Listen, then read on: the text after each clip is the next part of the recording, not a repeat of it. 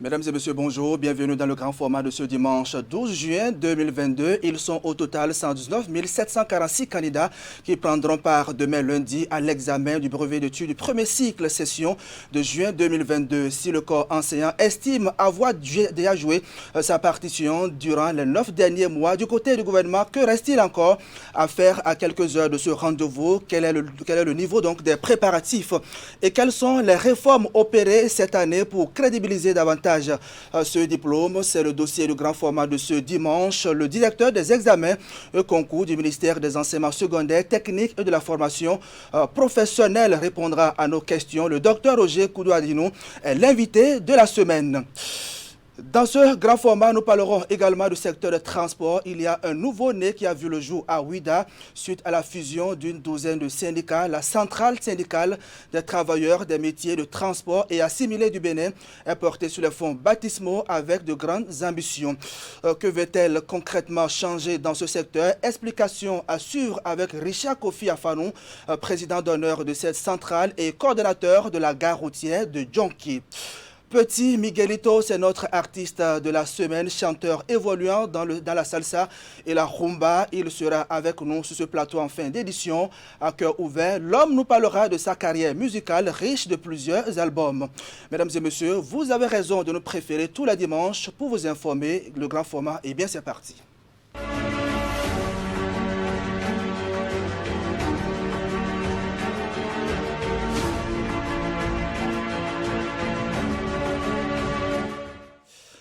À la une de l'actualité au Bénin, face aux hommes des médias, les jeunes de la Fondation Malais Rosso en conférence de presse au siège de la Fondation à Cotonou, ils ont apporté leur soutien au gouvernement qui a opéré des réformes visant à faciliter le convoyage des pèlerins au Hajj 2022.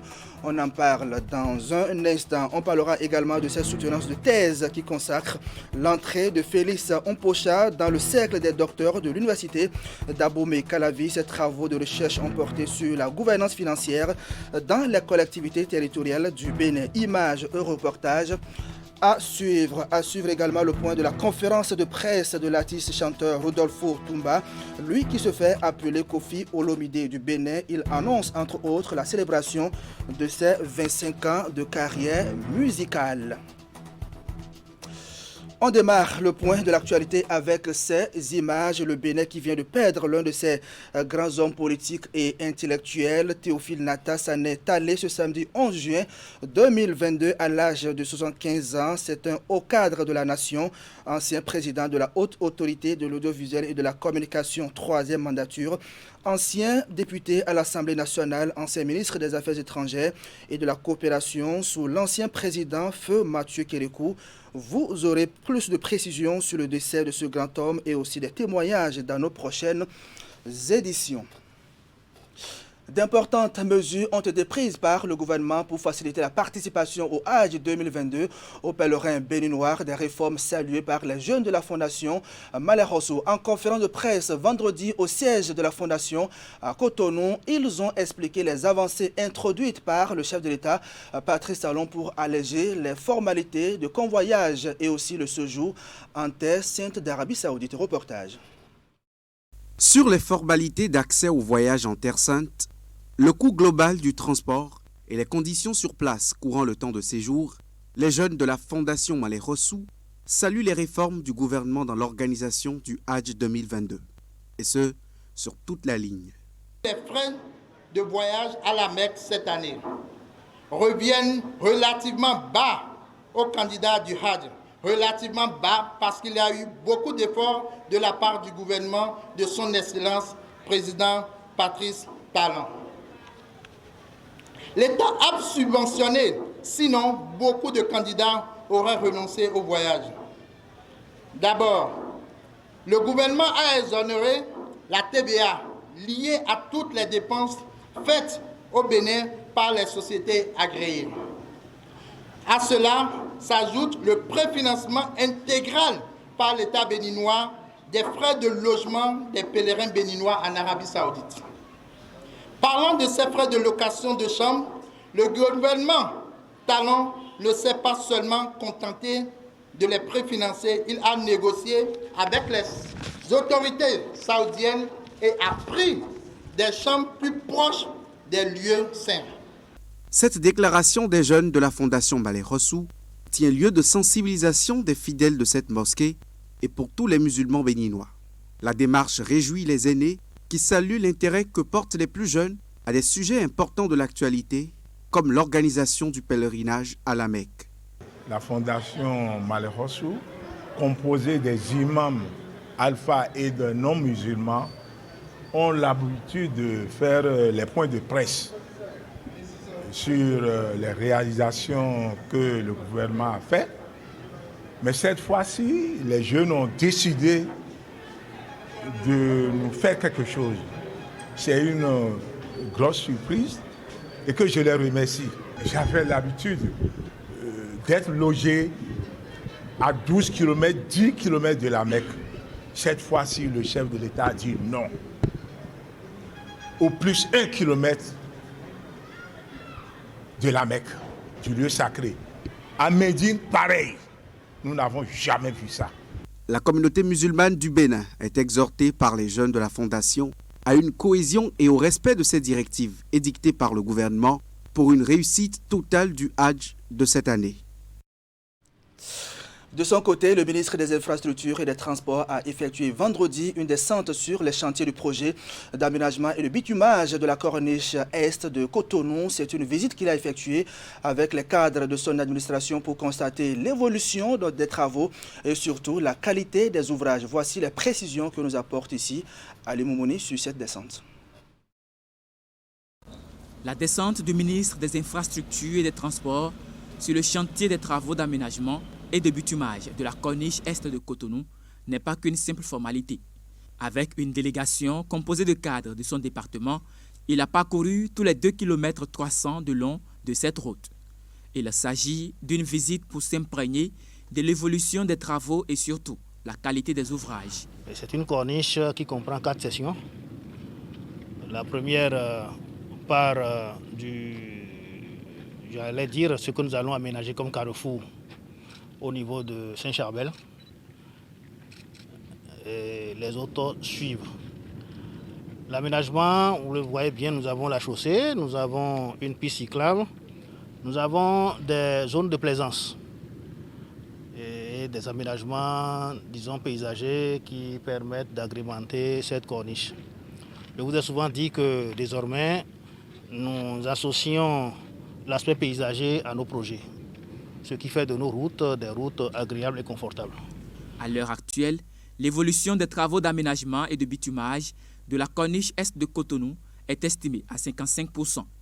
Mais selon le ministre Hervé Héromain, le chantier et les différents travaux connexes seront complètement achevés d'ici le 3e trimestre de 2023. La corniche en elle-même, je crois qu'avec le premier trimestre de l'année prochaine, on verrait clair sur la corniche, mais il y a les autres aménagements et certains travaux confortatifs et complémentaires qui vont s'ajouter pour faire de cet ouvrage un bel ouvrage digne de la rupture. Le ministre des Infrastructures et des Transports et sa délégation se sont également rendus à l'échangeur de Godomè. Ici, il est venu avec des techniciens pour constater l'état du contournement qui dessert les motocyclistes. Nous avons prévu reconstruire en 2x2 voies depuis ce qui va être l'échangeur de Verdocor, en passant par l'échangeur de Godomè jusqu'à Boycon et même jusqu'à Dassa en 2x2 voies. Donc ce projet est prévu au PAG, mais nous avons aujourd'hui un constat de dégradation à plusieurs endroits de cet ouvrage. Et nous avons retenu une intervention d'urgence. Nous voulons intervenir d'urgence sur cet échangeur pour réparer les dégradations afin de soulager les peines des usagers de la route. L'intervention pour le réaménagement du contournement de l'échangeur de Godomè est annoncée pour les prochaines semaines. Toujours dans l'actualité, plus de 400 jeunes bénéficient d'une formation en entrepreneuriat agricole au lycée agricole Medji de Sékou. C'est le fruit du programme cadre des interventions du FIDA en milieu rural, programme qui s'inscrit dans le cadre de la mise en œuvre du projet donc au développement agricole et l'accès au marché à terme. 10 100 jeunes vont bénéficier de cette formation. Reportage. Le programme cadre des interventions du FIDA en milieu rural au Bénin dans son projet d'appui au développement agricole et à l'accès au marché porte de grandes ambitions pour le développement de l'agriculture au Bénin. À ces cours, en présence de différents acteurs du monde agricole et des élèves du lycée agricole Mendy, le programme cadre des interventions du FIDA en milieu rural au Bénin apporte la preuve de ses ambitions en lançant la formation de la deuxième cohorte des jeunes entrepreneurs agricoles. Le PADAM a comme cible à atteindre, entre autres, les jeunes diplômés et ou jeunes instruits sans emploi désirant s'insérer dans les filières riz, maïs, manioc, comme primo-entrepreneurs d'une part, et les jeunes entrepreneurs déjà actifs dans les filières et dans ces filières ou désirer d'exploiter des opportunités d'affaires qui s'y présentent. C'est un important pas qui vient d'être franchi dans l'exécution du projet d'appui au développement agricole et à l'accès au marché. Pour une agriculture moderne répondant aux besoins du monde actuel, la formation des jeunes entrepreneurs agricoles est capitale. Dans le cadre de sa mise en œuvre, le PADAM ambitionne d'accompagner 1100 jeunes de 15 à 35 ans à développer des initiatives entrepreneuriales autour des 3 filières cibles, le riz, le maïs et le manioc, pour contribuer à freiner la migration dans les villes et les fixer dans leur territoire à travers des activités économiques et auto-emploi décents. Le directeur de cabinet du ministre de l'Agriculture, de l'Élevage et de la Pêche ne cache pas sa joie et rassure les jeunes bénéficiaires de ce qu'ils ont fait le bon choix en décidant d'être des entrepreneurs agricoles. À travers cette option de lycée moderne, le gouvernement veut former des exploitants agricoles de type nouveau et doter notre pays d'ouvriers et de techniciens qualifiés et compétents. Sachez donc que le coût de cette formation n'est pas du tout négligeable et je voudrais que vous mettiez du sérieux dans le travail pour y tirer le maximum de profit. Peut-être que certains d'entre vous sont déjà dedans, mais nous souhaitons que tout le monde y soit. Parce qu'il y a de l'argent à gagner. Les jeunes sélectionnés dans le cadre de ce projet et les responsables du lycée agricole Mendy de Sékou savent à quoi s'en tenir et mesurent tout l'intérêt placé en eux pour l'avenir de l'agriculture béninoise. Cette formation est donc vraiment une aubaine pour nous, car grâce à vous, nous sommes ici hébergés, restaurés, formés et enfin, nous espérons que nous serons accompagnés et soutenus selon le plan d'affaires de chacun de nous. Donc vous n'avez pas fait un mauvais choix et on vous remercie. On remercie tous ceux qui ont fait le travail d'un nombre pour choisir le lycée agricole de Sékou. Ambiance de joie, démonstration des techniques de culture, les jeunes entrepreneurs agricoles sélectionnés espèrent être vite opérationnels. Je l'ai annoncé en titre, l'université d'Abomey-Calavi vient d'enregistrer un nouveau docteur en droit. Félix Mpocha a présenté et défendu sa thèse de doctorat devant un jury international.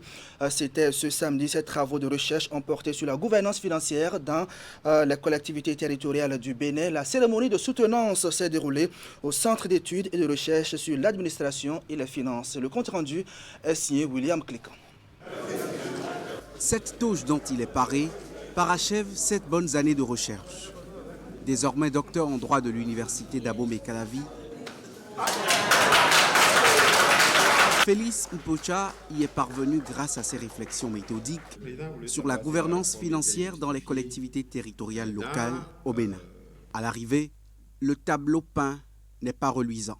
Il faut retenir que la gouvernance financière appelle vraiment beaucoup de sacrifices si l'on veut aller au développement. Et au nombre de ceux-ci, c'est déjà la manière de gérer les affaires publiques locales, la manière dont les acteurs sont, eux, impliqués dans le processus de mise en œuvre des politiques locales et également l'obligation de rendre compte de la gestion qui est faite au niveau des collectivités locales. Le point central de la réforme, c'est notamment la gestion budgétaire qui est aujourd'hui confié à un cadre technique plutôt qu'à un politique.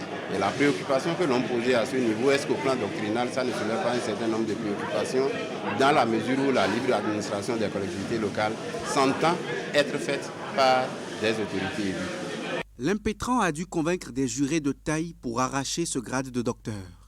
Le jury international est présidé par Éloi Diarra, professeur émérite de droit à l'Université de Rouen en France. L'encadreur de ces travaux note aussi un intérêt scientifique à la plus-value qu'apporte le thème abordé. Il a parlé de l'autonomie financière des collectivités territoriales et il a mis un accent formidable sur l'équilibre réel des budgets locaux. L'équilibre réel est une prescription légale pour les budgets des collectivités locales, mais cet équilibre réel n'arrive pas à être respecté au sens strict du terme, sinon de manière très très fictive, et il convient de donner un sens concret et effectif à la notion d'équilibre réel. Et ce que M. Mpocha a eu à aborder, à discuter. Félix Mpocha est administrateur des collectivités décentralisées de profession et ancien secrétaire général de la mairie de Glazoué. Ce grade ne lui fait donc que gravir de nouveaux échelons significatifs dans sa carrière. Pour boucler l'acte 1 du grand format et avant d'ouvrir le plateau invité, sachez que le chanteur béninois Rodolphe Otumba met le petit plat dans les grands pour la célébration de ses 25 ans de carrière musicale. L'homme qui se fait appeler Kofi Olomide du Bénin a donné une conférence de presse ce samedi pour annoncer l'événement. Asiomo Kanya Asiomo. Le musicien béninois Rodolphe Otumba en face de la presse le samedi 11 juin. L'artiste de renommée internationale donne un spectacle pour renouer le contact avec son public et ses fans. L'événement va se dérouler le 25 juillet au Théâtre de Verdure du Hall des Arts à Cotonou. Chaque 21 juin, je fête mon anniversaire. Cette fois-ci, il s'est fait que le 21 juin tombe sur un mardi. Donc c'est la raison pour laquelle j'ai poussé l'événement sur le 25, le samedi 25. C'est juste un événement de reconnaissance. C'est un concert au peuple béninois. Certains artistes ont accepté de m'accompagner. Il y a Vifens qui a accepté d'être là. Il y a Belmont Z qui a accepté de m'accompagner. Il y a également Jacques Coro qui a accepté de m'accompagner. Il y a aussi H2Pic, notre soeur qui fait du gogorou de l'autre côté du mono. Rodolphe Otumba, qui vit aux États-Unis, est le plus spécialiste des artistes béninois de la rumba, un rythme congolais. Pour l'occasion, le musicien promet un spectacle live pour encourager les Béninois à finir avec les playbacks. Il faut qu'on cesse de faire tout le temps le playback. Et également, je me suis dit qu'il faut que je crée un centre, une maison de répète pour les artistes. Ici, c'est la maison des artistes. Les artistes peuvent venir 24 heures sur 24 pour leur répète. Vous voyez, dans le pays, le chef de l'État, le gouvernement lui seul ne peut pas tout faire. Et j'ai dit, pourquoi pas ne pas accompagner la vision de cet homme avec tout son gouvernement. L'autre surprise de la soirée, c'est que l'artiste va distinguer des personnalités et des artistes. Ceux-là même qui ont marqué et marquent encore la culture béninoise. J'ai décidé de distinguer certaines personnes qui font beaucoup pour la culture, qui ont déjà l'ancienneté dans le domaine de presse, les anciens animateurs en live, les anciens journalistes et quelques responsables. À l'état civil, Rodolphe Adanridjan, l'artiste est originaire d'Aboumé, au centre du pays, et s'initie à l'interprétation de diverses chansons lors des semaines culturelles et activités coopératives au collège de Bégamin. Il devient l'un des meilleurs disques jockeys à Cotonou, puis exerce à Radio Star pour quelques années. En 2001, il signe son premier album Ma fille, en hommage à sa défunte épouse et en guise de consolation de son enfant Gloria, qui n'aura pas connu sa maman décédée au cours de son accouchement. 2003 et 2005, Ils sont respectivement les albums Destin et L'eau et depuis 2021 à l'Odogba en promotion. Merci à vous, Asion Mokanya Asion, pour ce reportage qui vient mettre un terme à la première partie de ce grand format. C'était le point de l'actualité chez vous. Dans un instant, on entame une autre phase de ce rendez-vous avec le directeur des examens et concours du ministère des enseignements secondaires techniques et de la formation professionnelle. Nous ferons le point des préparatifs de l'examen du BPC 2022. L'entretien avec Roger Koudouadinou, c'est juste après le ZAP 3. Réalisation, Nagui Balagui.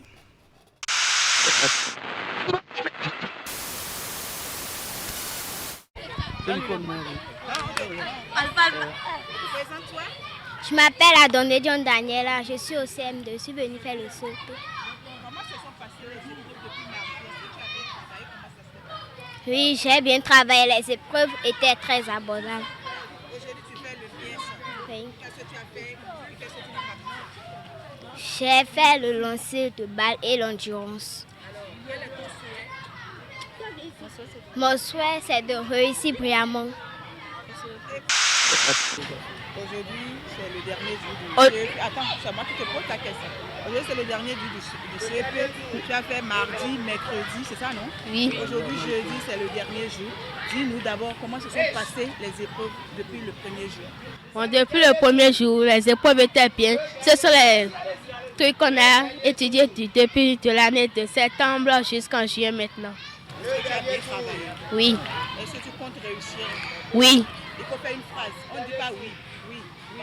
Tu dis j'ai bien travaillé et je compte réussir. C'est ça la phrase. Oui, j'ai bien travaillé et je compte réussir. D'accord. Aujourd'hui, tu as fait le PS. Comment ça s'est passé? Ça s'est bien passé. Tout s'est bien passé.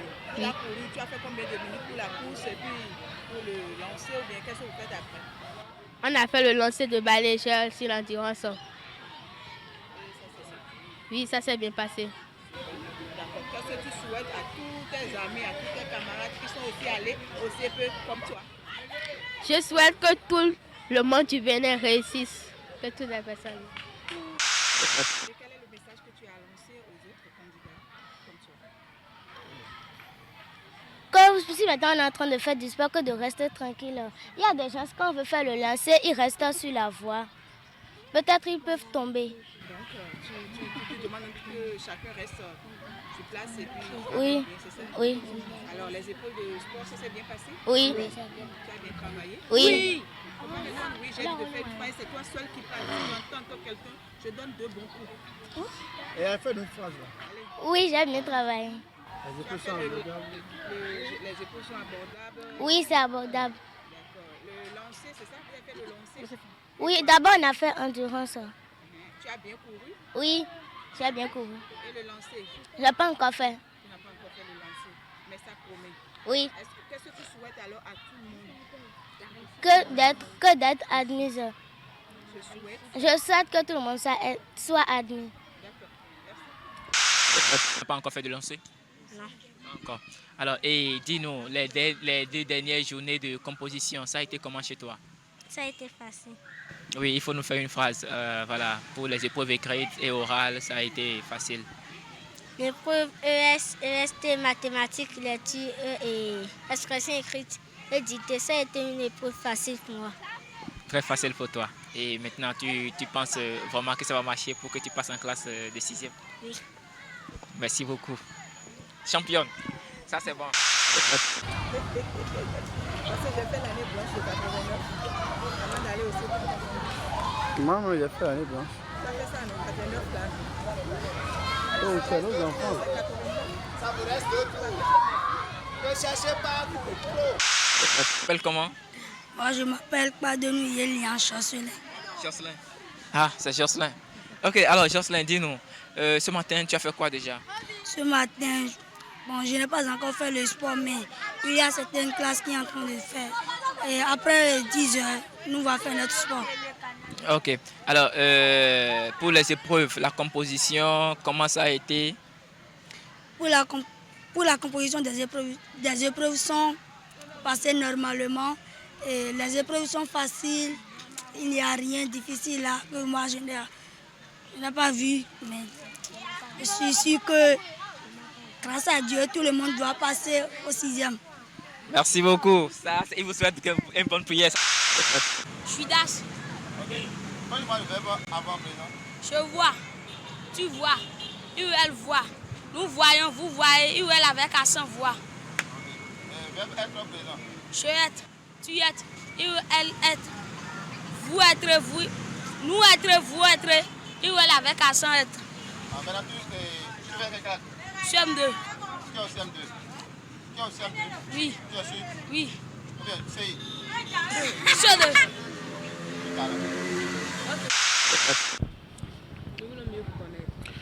Je me nomme Sinaï Ajavon. Parlez-nous de vos avantages, les avantages que vous avez rencontrés. Attends, mieux se connaître, c'est nom, prénom et puis profession, non? Non, pas forcément. Le sujet, je sais quoi, mais... C'est-à-dire que nous voyons alors nous allons bien.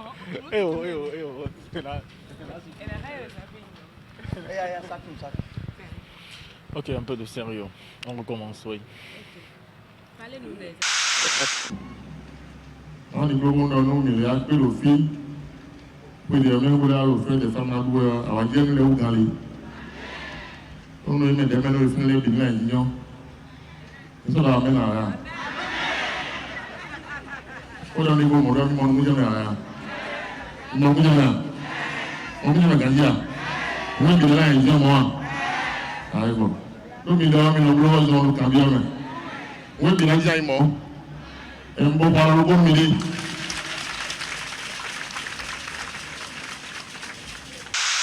Vous savez, l'heure n'est plus à la dithyrambe.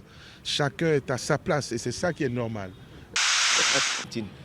Donc, dans le cas échéant, si vous n'êtes pas confronté à ce genre de confrontation, il vous créera des déclins dans les jours à venir. Moi, je m'appelle Ali Le Pépé.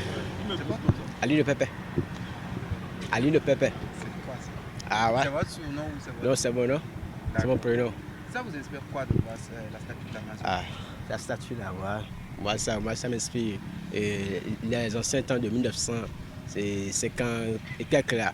Vous voyez un peu quoi. Les gens essaient de dérouler des importants dans la communauté béninoise là. Vous comprenez un peu, non? Moi, ça m'inspire. Ça me donne un peu la joie, quoi. Tu vois cette statue Amazon là.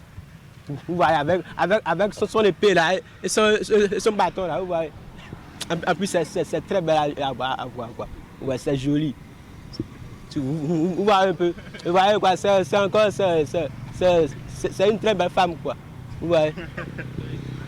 Elle a un costume, hein. Ah. Hey. Je suis Das. Ok. Quand tu vois le verbe avant présent. Je vois. Tu vois. UL voit. Nous voyons, vous voyez, UL avec accent voix. Verbe être présent.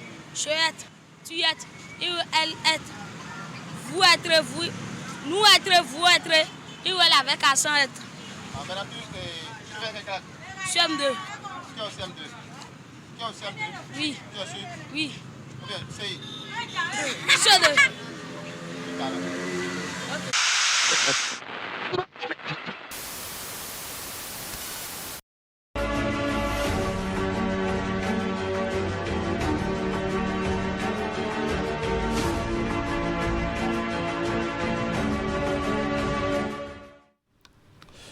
Après 9 mois de cours, le moment de vérité est enfin là. Demain, lundi, démarre sur l'ensemble du territoire national l'examen du BPC 2022.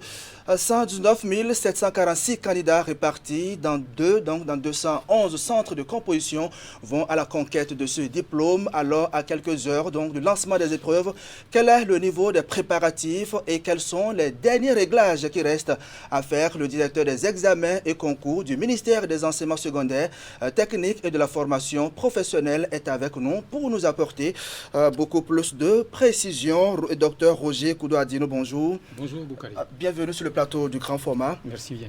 Alors, est-ce que tout est fin prêt pour demain? Exactement. Je puis dire que tout est fin prêt puisque au niveau des centres, des 211 centres de composition, les dispositions dernières sont prises. Les différents directeurs départementaux ont fait les dernières séances de réglage avec les chefs centres et les groupements de parents d'élèves. Et à l'heure où nous échangeons, J'ai eu le dernier retour de terrain des 12 départements, tout est fin prêt. D'accord. Et quels sont les derniers réglages donc, qui restent à faire, peut-être avant demain?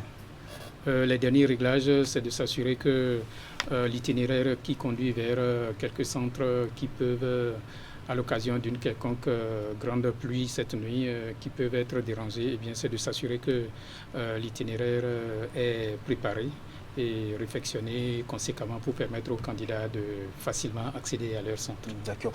L'effectif des candidats a baissé cette année, une baisse de plus de 26 000 candidats comparativement à l'année dernière. Alors comment peut-on justifier cette baisse? Je pense que cette baisse tire ponctuellement sa source du résultat très satisfaisant que nous avons obtenu l'année dernière au BPC 2021, qu'il vous souvienne. Nous avons engrangé un taux de réussite de 60,50%, ce qui est dans l'histoire du BPC dans notre pays est une grande première. Beaucoup ont cru devoir y voir un quelconque résultat travaillé. Il n'en est rien. C'est tout simplement qu'il y a longtemps que nous avons séjourné dans la pagaille en termes d'exécution des programmes scolaires. Et depuis quelques 3 ans en arrière, tout le Bénin peut reconnaître aisément qu'une certaine sérénité est revenue dans la mise en œuvre du calendrier scolaire, et de sorte que quand ça démarre mi-septembre, eh bien, tout se met en place. Et particulièrement cette année, le ravitaillement en personnel enseignant AME a été, on va dire, décliné très vite, de sorte que les classes ont eu à temps les enseignants et il n'y a eu aucune perturbation. Cette absence de perturbation remonte à quelques 2-3 ans en arrière.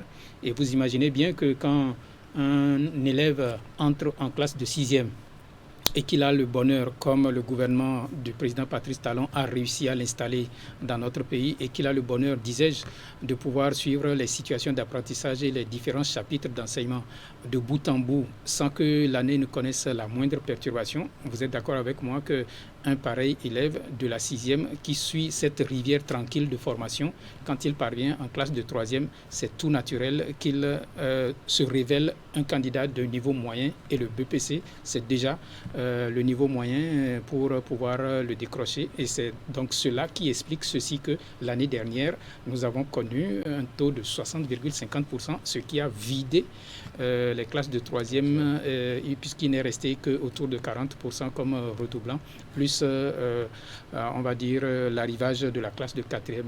L'un dans l'autre, cette jonction des facteurs, on va dire les facteurs lointains, la sérénité et le calme retrouvés au niveau des années scolaires, plus le fort taux de réussite de l'année dernière, l'addition de ces facteurs-là nous a donné cette baisse d'effectifs de 26 213 candidats. D'accord.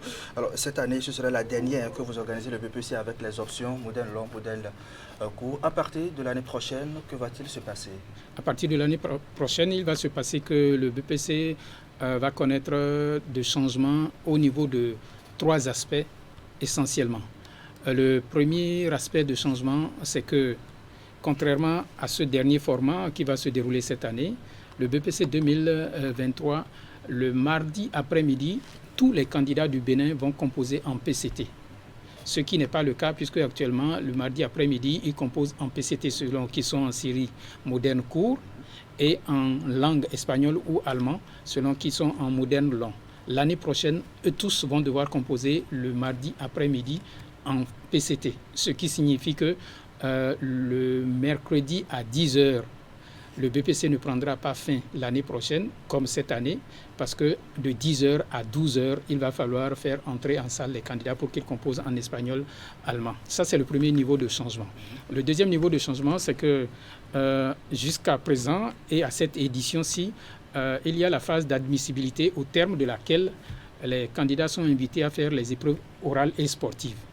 À ce niveau, le gouvernement a pu faire le diagnostic et constater que cela contribue à créer un profil de jeunes élèves qui finalement se pensent être littéraires, mais en réalité, ils sont dans l'approximation, de sorte que quand ils vont en seconde, de la seconde en terminale, le profil n'est pas très clairement ciselé. de plus en plus les classes de série scientifique ferment. Quand ils se retrouvent en série D ou en série A, en réalité, ils se pensent littéraires, ils ne le sont pas, ils n'aiment pas la lecture, ni s'y investissent pas. Et quand ils décrochent le bac, quel que soit le format, ils se retrouvent à s'engager dans des formations universitaires, par exemple, à se retrouver 6 000 à 8 000 inscrits en droit. Et globalement, ils sortent beaucoup plus professionnalisés dans l'art oratoire que d'avoir une base scientifique crédible. Or, nous sommes appelés à vivre à compter de maintenant dans un monde qui fonctionne en majorité à partir de la technologie et des données scientifiques. Voilà pourquoi le gouvernement a estimé qu'il faille dès maintenant revoir le format et projeter la construction d'un citoyen qui, dans les années à venir, sera un citoyen doté d'une colonne vertébrale suffisamment solide en matière de sciences. Voilà pourquoi il y a eu la pertinence de la décision gouvernementale d'imposer à compter de cette année, depuis l'année dernière, que l'on enseigne les PCT à tous les élèves de classe de 4e. Et puisque eux tous ont fait PCT cette année, ils passent en classe de 3e. L'année prochaine, eux tous devront donc composer en PCT. Et de la sorte, ça amènera et les apprenants et les parents d'élèves à prendre de nouvelles dispositions pour que dès la classe de 6e, tout le monde se concentre sur l'obligation de devoir élever le niveau de formation en PCT autant qu'en mathématiques. Cela nous permettra d'éliminer la diversité des options MC ou ML. Le BPC sera en format unique. Et c'est à partir de la classe de seconde qu'ils iront véritablement prouver de quelle filière ils le relèvent.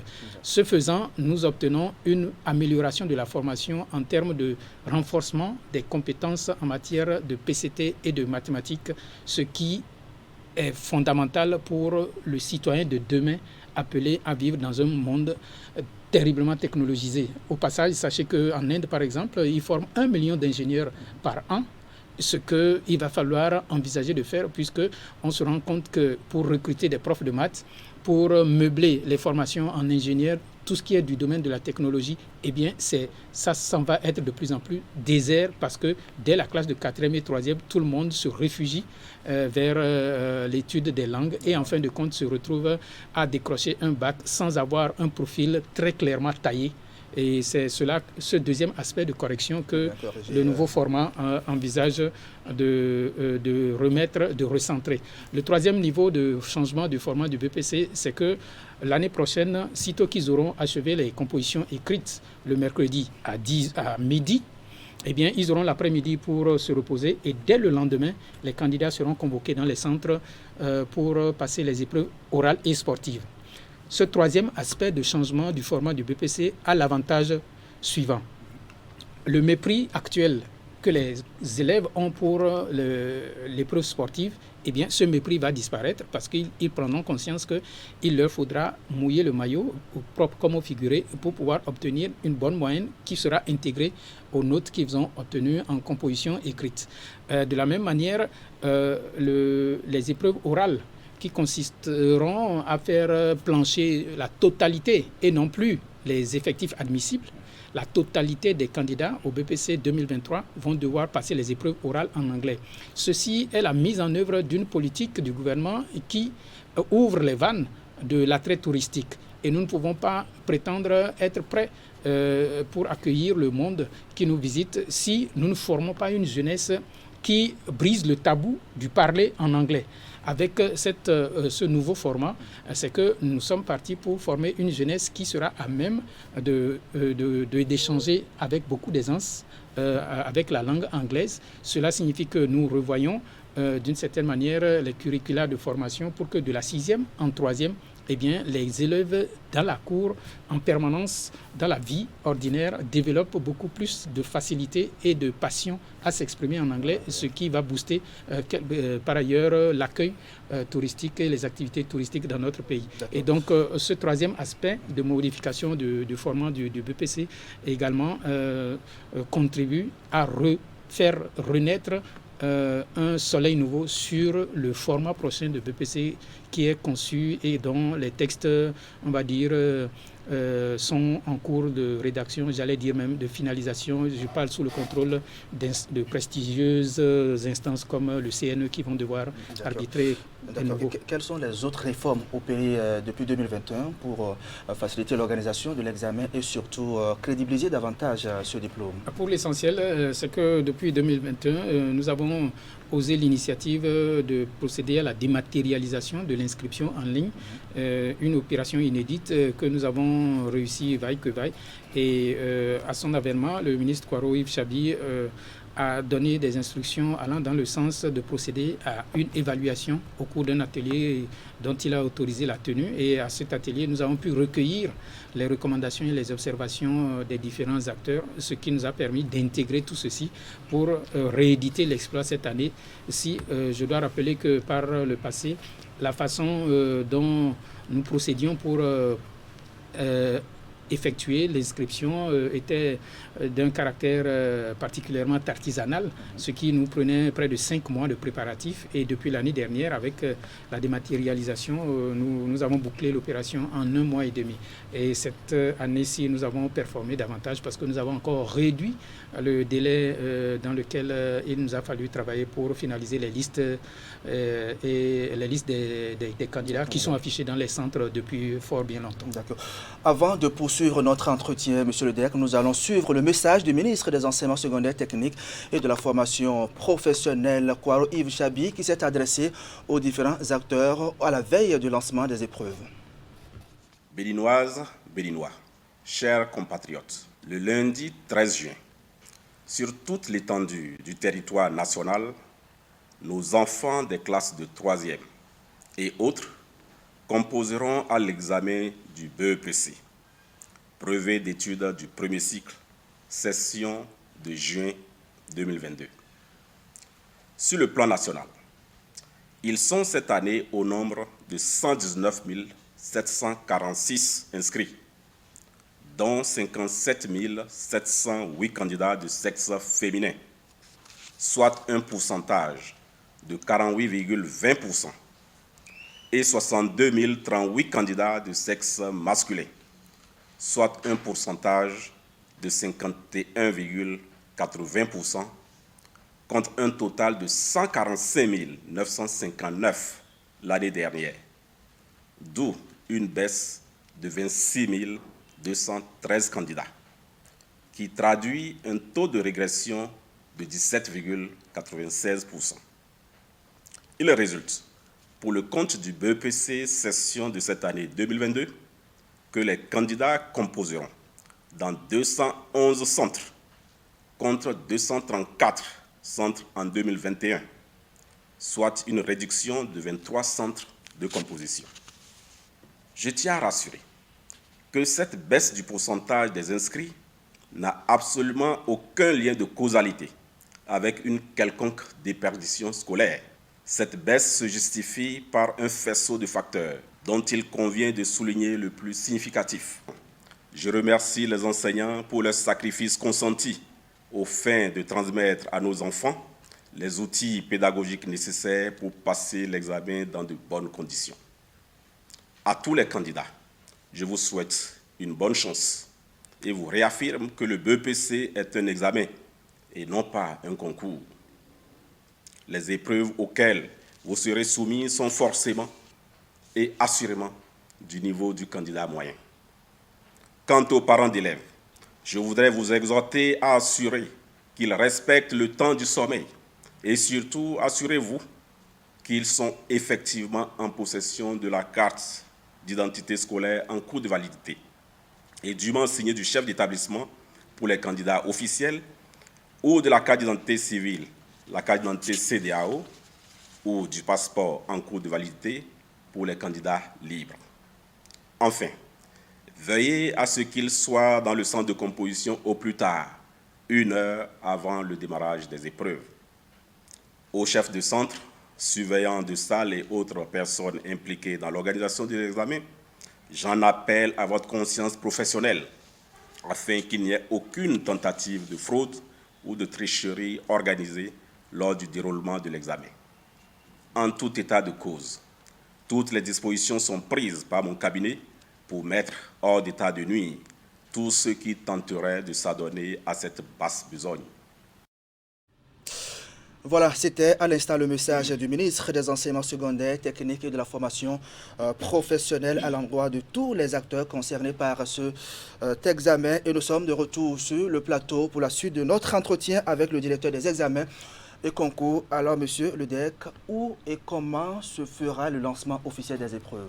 Bien, je vous remercie, monsieur Boukari. Le lancement du BPC session de 2022 a lieu à Porto-Novo, en l'occurrence au Collège catholique Notre-Dame des Lourdes de Porto-Novo, et il se fera par monsieur le ministre Kwaro Yves Chavi. Et de la même manière, dans chacun de nos 12 départements, les directions départementales ont déjà pris langue avec leurs autorités de tutelle respectives. Et donc les lieux sont connus dans chaque département qui vont abriter ce lancement officiel.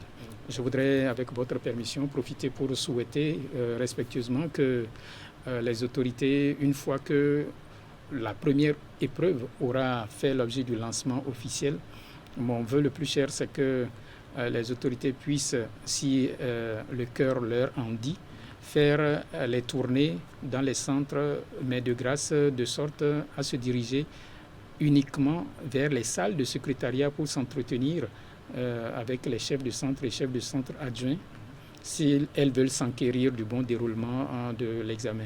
Il ne serait pas souhaitable que les autorités, quelles qu'elles soient, cherchent à aller dans les salles voir les candidats, puisque chaque composition lancée est un chronomètre engagé et les élèves sont sous une certaine pression, ont besoin d'une certaine concentration.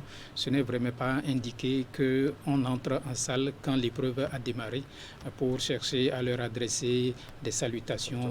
Oui, je crois que le contact, l'échange avec le staff technique, le chef-centre au niveau de la salle de secrétariat suffit largement. Et je voudrais les prier de bien vouloir s'en tenir à cela. D'accord. On peut considérer que les enseignants ont joué leur partition, le gouvernement s'y attelle. Mais en ce moment, quel doit être le rôle des parents des candidats? Fondamental. Les parents, ils savent bien le jouer déjà, mais ce n'est pas superflu de le leur rappeler.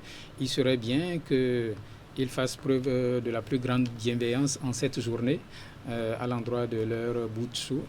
Parce que de plus en plus, il est constaté que la jeunesse d'âge est l'une des caractéristiques de la génération actuelle qui va au BPC.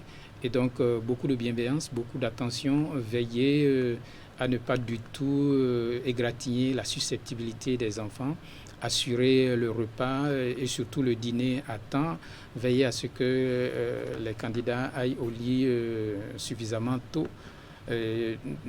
De la même manière, je voudrais m'adresser aux candidats pour leur dire que je sais pertinemment qu'en ce moment, ils ont le sentiment de ne rien avoir gardé dans la tête. C'est un phénomène par lequel nous sommes tous passés, mais c'est juste une illusion. Je leur donne l'assurance qu'ils sont entièrement prêts. Je suis sûr qu'ils auront du mal à avoir le sommeil. Là également, qu'ils ne s'inquiètent pas du tout. Ce sont des choses que nous avons tous vécues, l'un dans l'autre, qu'ils soient convaincus d'une chose. Les cours se sont déroulés sans aucune perturbation, les programmes se sont achevés et dans la plupart des établissements, ils ont eu même le temps de faire des TD. C'est la preuve qu'ils ont atteint le niveau que l'on attend pour pouvoir réussir au BPC et je leur donne l'assurance qu'ils auront apporté demain des épreuves dont ils pourront véritablement comprendre les clés et je ne doute pas qu'ils puissent tirer leur épingle du jeu. Je leur souhaite très bonne chance et bonne concentration. D'accord. On va finir très rapidement avec votre message en quelques secondes, une fois encore à l'endroit des candidats et tous les acteurs. Merci bien, M. Boukari. Je voudrais remercier particulièrement tous les 12 directeurs départementaux et Madame la directrice départementale du littoral pour l'engagement, l'énergie déployée afin de parvenir à une organisation impeccable et sans faille de la session de 2022 de l'examen du BPC. Quand j'ai eu fini de dire cela, je voudrais également encourager les parents d'élèves à prendre toutes les dispositions très tôt demain matin Entre autres pièces qu'il faut vérifier avant de quitter la maison, c'est la pièce d'identité dûment signée par le chef d'établissement ou bien la pièce d'identité civile ou CEDEA ou le passeport. C'est fondamental, c'est capital, c'est la principale pièce qui véritablement fonde la présence du candidat en salle, à ne pas oublier. Et donc, pour le reste, je voudrais compter sur les surveillants de salle pour être professionnels comme ils savent l'être en tant qu'enseignants. Et je mets en garde, il ne sera toléré aucune forme de tentative de fraude ou de tricherie organisée. Nous serons très sévères, nous allons frapper dur, donc il vaut mieux s'abstenir pour ceux qui y songent éventuellement. Je compte sur le professionnalisme et plaise à Dieu, tout ira bien et nous aurons comme d'habitude une bonne session d'examen BPC, session de 2022 cette fois-ci. Message sans doute entendu. Merci à vous, Dr Roger Koudouadino, directeur des examens et concours du ministère des enseignements secondaires, techniques et de la formation professionnelle. Merci de votre passage sur le plateau du grand format. Bon dimanche et rendez-vous demain pour le lancement des épreuves. Merci bien. Bonne journée. Merci à vous. Mesdames et messieurs, si vous venez de vous asseoir devant votre poste téléviseur, sachez que vous êtes à votre rendez-vous de tous les dimanches. C'est le grand format sur Canal 3 Bénin, ce rendez-vous qui vous permet de mieux comprendre l'actualité nationale à travers le journal et les interventions de nos différents invités. Celui qui va prendre place dans quelques instants, c'est le secrétaire général adjoint de l'UNACOB. On va installer Richard Kofi à Fanou juste après cette courte pause.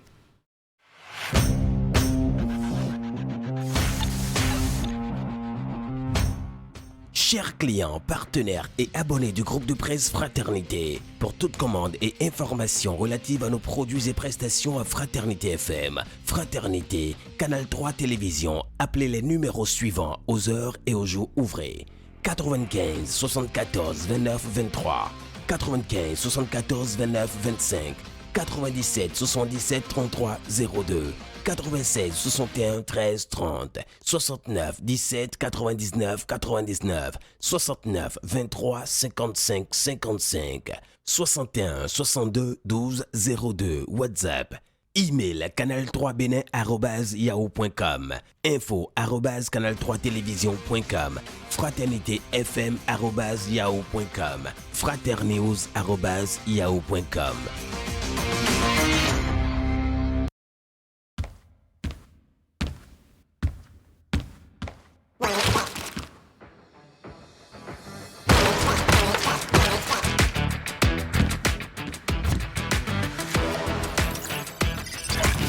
Placé en Paris, rendez-vous sur le site ou téléchargez l'application OneXBet, société de bookmaker.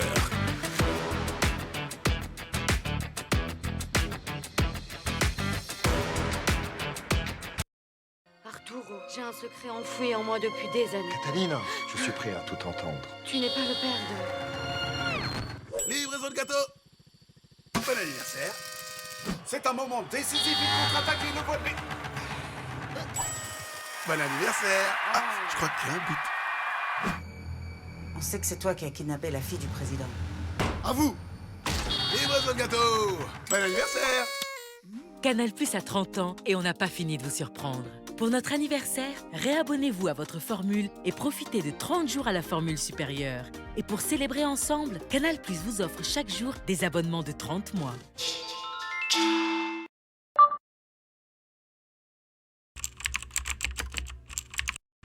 Votre chaîne Canal 3 Bénin à portée de main.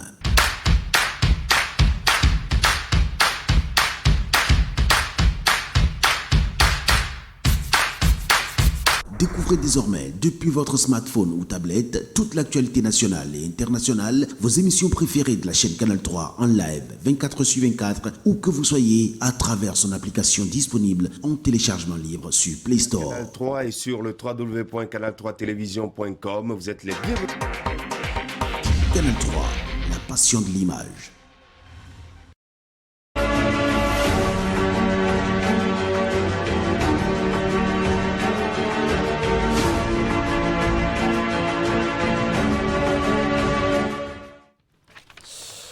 C'est un nouveau jour qui s'est levé sur le secteur des transports au Bénin. Une douzaine de syndicats du secteur ont décidé de se mettre ensemble pour renforcer l'efficacité de leur lutte pour le bien-être de leurs militants. Le rendez-vous de Ouida a abouti à la naissance de la centrale syndicale des travailleurs des métiers de transport et assimilés du Bénin. Son président d'honneur est notre deuxième invité. Il est déjà installé, M. Richard Kofi Afano. Bonjour. Bonjour, monsieur le journaliste. Vous êtes par ailleurs secrétaire général adjoint de l'UNACOB, Union nationale des conducteurs du Bénin, et coordonnateur de la gare routière de Djonké. Cette centrale née il y a quelques jours à Ouida au terme d'un congrès. Alors, comment les travaux se sont déroulés? Merci, monsieur le journaliste. Pour commencer, je rends grâce à Dieu qui nous a permis ce matin de se retrouver encore sur Canal 3. Et je demande sa clémence de nous protéger. Amen. Les activités se sont déroulées en beauté. Je remercie en passant tous les syndicats membres, fondateurs, qui n'ont ménagé aucun effort pour la réussite. Un bureau de 21 membres est mis en place, ayant à sa tête le camarade Ataro Clément, SG de la première centrale. D'accord. Il y a une douzaine donc, de syndicats qui ont décidé de se mettre ensemble. Pourquoi cette fusion était-elle nécessaire? Elle est très nécessaire dans la mesure où le secteur du transport terrestre connaît un essor. D'où les acteurs même de transport ne sont pas associés. De plus, les confédérations et centrales auxquelles les syndicats se sont affiliés, pêle-mêle, n'ont pas la capacité nécessaire pour relever les défis des secteurs de transport au Bénin. Alors, vous êtes le président d'honneur de cette centrale, je l'avais dit il y a un instant. Quelle est votre vision pour cette grande organisation syndicale? Oui, je suis le président d'honneur, j'ai contribué, j'ai tout fait. Je suis parmi les membres fondateurs. Donc, nous allons promouvoir la gouvernance concentrée. D'œuvrer pour l'amélioration des conditions de vie et d'exercice du métier à travers une garantie sociale. Et veiller à la protection, le maintien à la sauvegarde des infrastructures routières. Alors, depuis le 28 mai dernier, la centrale syndicale des travailleurs des métiers de transport et assimilés du Bénin a commencé à dérouler ses activités. Quelle est sa feuille de route? Notre feuille de route, c'était le 26 mai. 26 mai plutôt. Au lieu de 28, que nous nous sommes réunis à Ouida. Et la feuille de route, nous allons décider de prôner la gouvernance concertée vis-à-vis avec nos partenaires, la mairie, voir l'amélioration de la gestion de la vente des tickets, nous associer pour la gestion surtout, parce que au fait, nous sommes les acteurs. Et sans les acteurs, je ne pense pas que les gares routières fonctionnent normalement. Alors, la mairie a pris le contrôle de la vente des tickets au niveau des gares routières. Aujourd'hui, quelle est la situation avec les conducteurs? Oui, tout est ralenti et on fait avec. Parce que il y a des réformes dans notre pays, des arrêtés municipaux. Nous allons observer et voir. Parce que nul n'est au-dessus de la loi. Nous sommes au-dessus de la loi. Nous allons sur ce que l'autorité peut faire. D'accord. À quoi servaient les fonds issus de la vente de ces tickets aux conducteurs? Vous voulez que je parle du passé? Vraiment, logiquement, avant les sous rentrent dans la caisse du syndicat. Il y a des besoins du syndicat. Nous organisons les tournées, les interventions, la gestion du personnel, quand un chauffeur a un problème, un conducteur a un problème, nous sommes à ses cheveux. Il y a eu des réformes qui font que le syndicat, vraiment, ça marche bien au Bénin. Ça marche bien au Bénin. Bon. Alors si les syndicats sont privés donc de leurs prérogatives au profit des mairies, comment est-ce que vous arrivez à faire fonctionner les bureaux donc, de syndicats et également les gares routières? Franchement, nous tournons au ralenti, sans mentir. Nous tournons vraiment au ralenti. Vous savez, sans les moyens, aucune entreprise ne pourrait pas marcher. Et nous sommes souvent aussi rattrapés de notre passé, j'ai l'habitude de le dire. Il faut l'avouer que nous sommes aussi rattrapés de notre passé parce que nous avons eu à gérer mal la chose publique. Très mal la chose publique. Où une personne s'en est encaparée, s'est fait du sourd, s'est enrichir et vraiment il faut le reconnaître. C'est pourquoi l'arrivée de cette réforme, les chauffeurs, les conducteurs, les responsables que nous sommes ont applaudi. Donc nous sommes là pour réformer. Si vous arrivez de faire une comparaison avec les gares routières donc de Lomé, Abidjan et Ouagadougou, que diriez-vous? On ne peut pas comparer l'incomparable. Comparativement à ce qui se fait sur les gares routières du Bénin? Il y a une grande différence. Tout d'abord, nous n'avons pas au Bénin des gares fiables. S'il faut jeter coup d'œil à les gares routières du Togo, du Ghana et de la Côte d'Ivoire, il n'y a pas d'exemple. Puisque si je prends l'exemple de Cotonou, de Porte-Novo la capitale, Cotonou capitale économique, et Abomey-Calavi, jetez coup d'œil vous-même pour voir si on a une gare fiable. On n'en a pas. Donc il n'y a pas de comparaison. Et ils sont bien organisés par rapport à nous. Ils sont bien organisés. Si je prends l'exemple d'Abidjan, sur les gares routières, quand un chauffeur charge, vous verrez, à la sortie, ils ont un emplacement où vous allez retrouver la mairie et les syndicats.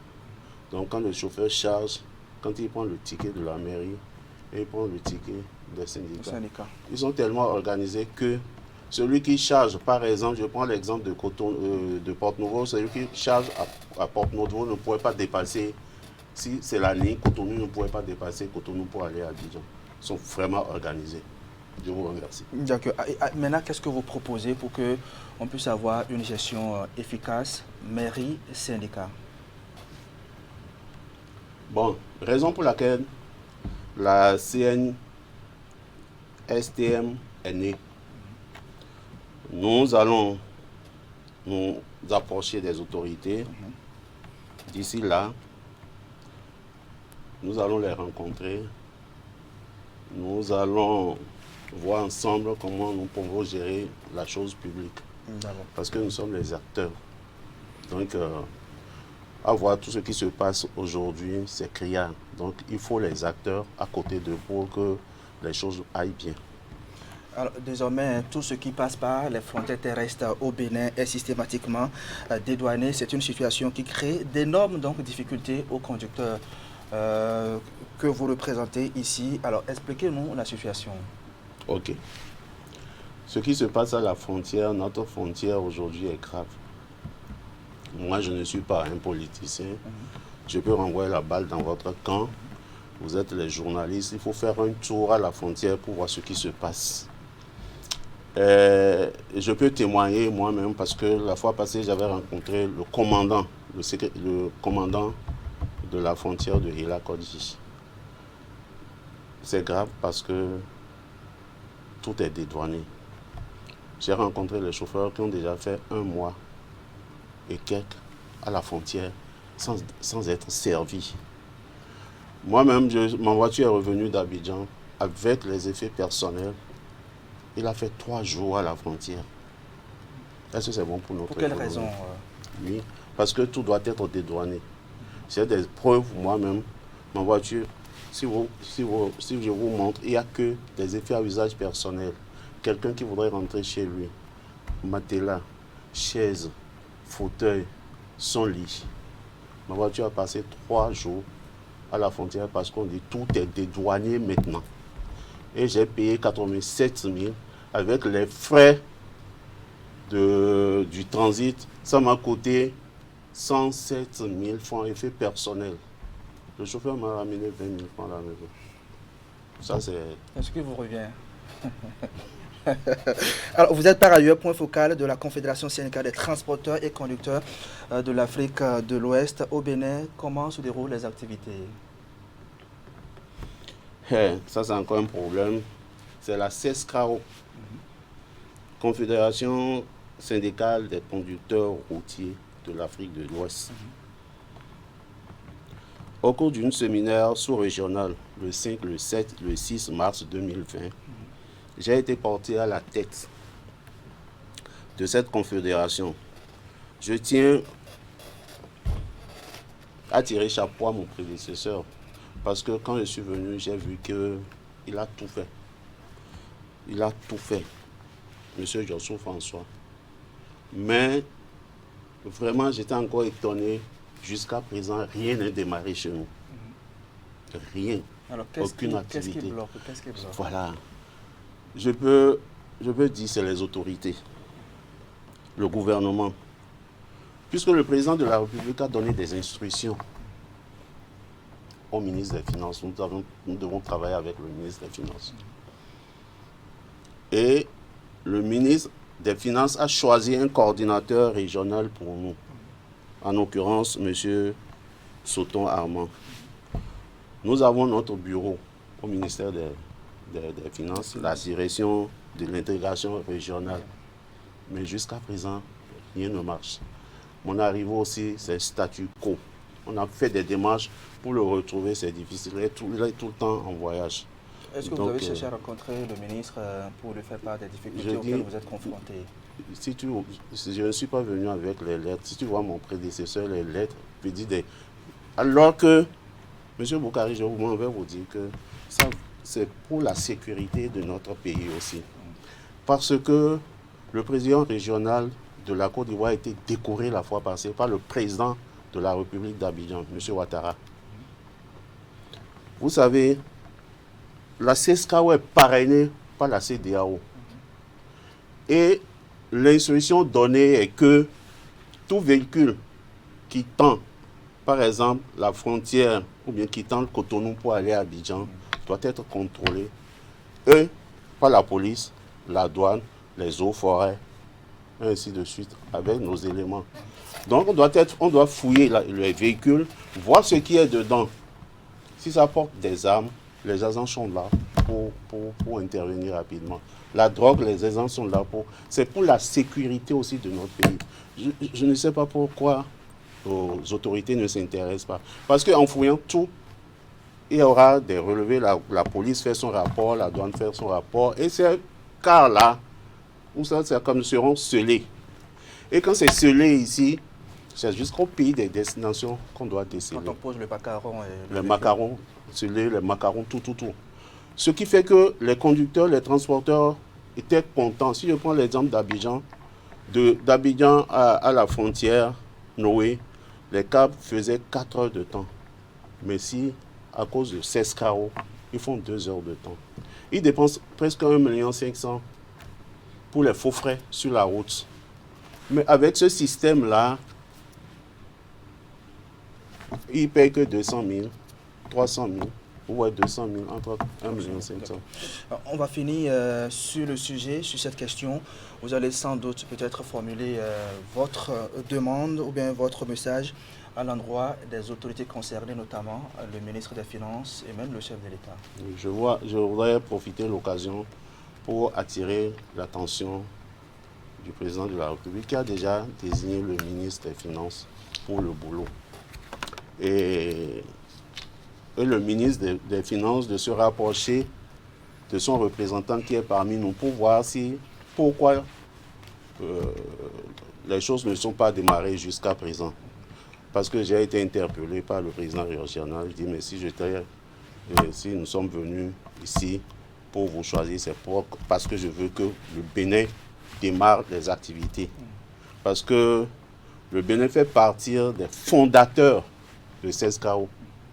Depuis 2008-2009, jusqu'à présent. Malheureusement, rien ne marche. Voilà mon coup de cœur. Merci à vous, M. Richard Kofi Afanou, secrétaire général adjoint de l'UNACOB, coordonnateur de la gare routière de Djonké, président d'honneur de la centrale syndicale des travailleurs des métiers de transport et assimilés du Bénin. Et enfin, point focal de la Confédération syndicale des transporteurs et conducteurs de l'Afrique de l'Ouest. Merci beaucoup de votre passage sur le plateau du grand format et bon dimanche à vous. Je vous remercie, monsieur le journaliste. Mesdames et messieurs, avant de passer au décryptage de l'actualité nationale avec l'invité média, nous allons recevoir un autre invité. Il s'agit du docteur Jean Abalo. Notre entretien va porter sur les initiatives de la consolidation de la paix dans la commune de Banter.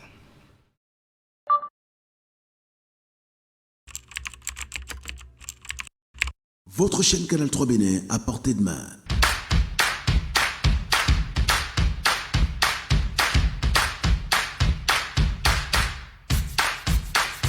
Découvrez désormais, depuis votre smartphone ou tablette, toute l'actualité nationale et internationale, vos émissions préférées de la chaîne Canal 3 en live 24/24, où que vous soyez, à travers son application disponible en téléchargement libre sur Play Store. Canal 3 est sur le www.canal3television.com. Vous êtes les bienvenus. Canal 3, la passion de l'image. Arturo, j'ai un secret enfoui en moi depuis des années. Catalina, je suis prêt à tout entendre. Tu n'es pas le père de... Livraison de gâteau. Bon anniversaire. C'est un moment décisif, il contre-attaque et le vol. Bon anniversaire. Ah, je crois qu'il y a un but. On sait que c'est toi qui as kidnappé la fille du président. À vous. Livraison de gâteau. Bon anniversaire. Canal Plus a 30 ans et on n'a pas fini de vous surprendre. Pour notre anniversaire, le décodeur est à 5 000 francs à partir de la formule Access. Et pour célébrer ensemble, Canal Plus vous offre chaque jour un abonnement de 30 mois à tout Canal Plus.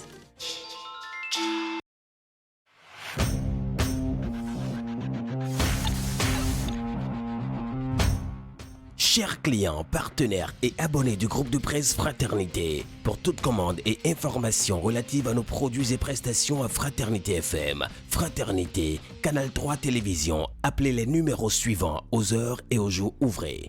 95 74 29 23, 95 74 29 25, 97 77 33 02, 96 61 13 30, 69 17 99 99, 69 23 55 55, 61 62 12 02, WhatsApp.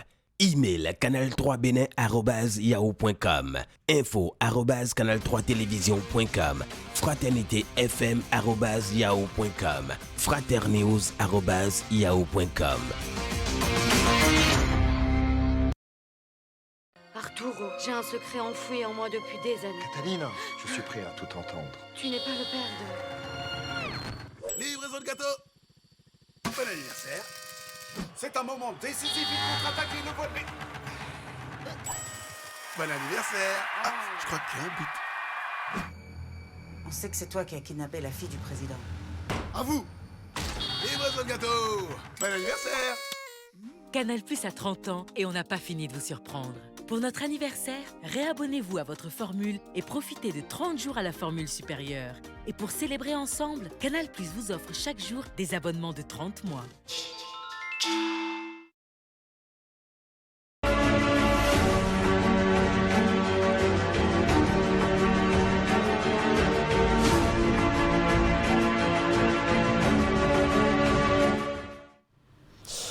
C'était un lundi de Pentecôte exceptionnel à Banter, dans le département des Collines, des prières dites par des chrétiens évangéliques pour la paix dans cette localité et dans tout le pays.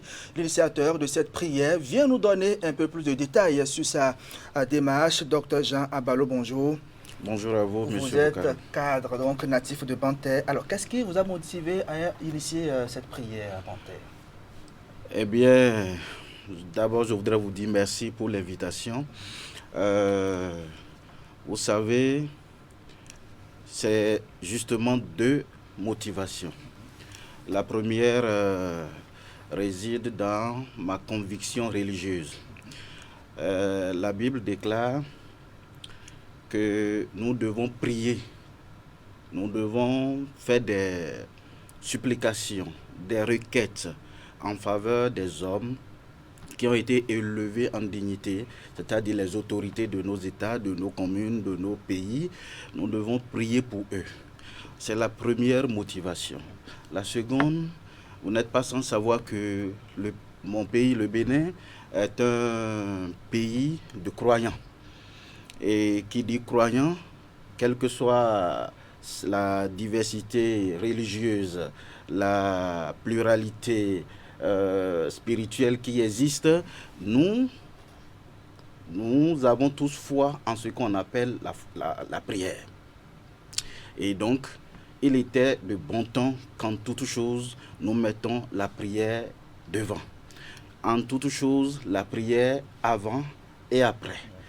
La prière est l'âme que Dieu donne aux croyants pour s'adresser à lui, pour pouvoir changer certaines choses qu'on souhaite.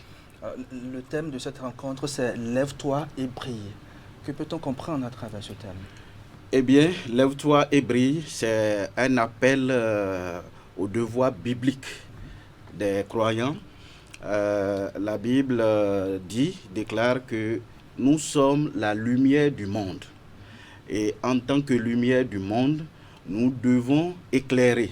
Nous devons briller par notre attitude, par nos comportements, tout en ayant notre conviction personnelle.